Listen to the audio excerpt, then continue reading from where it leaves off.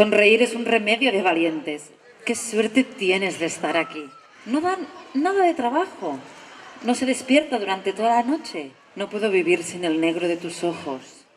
Mamá, ¿te llegó la platita que te mandé? A ver si resulta que ahora eres una princesa. ¿Qué te pasa? Basta. Soy un ser humano. No soy un robot. Soy un ser humano. Para todas las compañeras que no tienen la voz y que no se atreven a salir, nosotras podamos visibilizarlas y ellas también se sientan en algún momento con el coraje de decir, ya basta de ser marginadas, ya basta de ser esclavizadas, estamos cansadas de cuidar, callar y aguantar.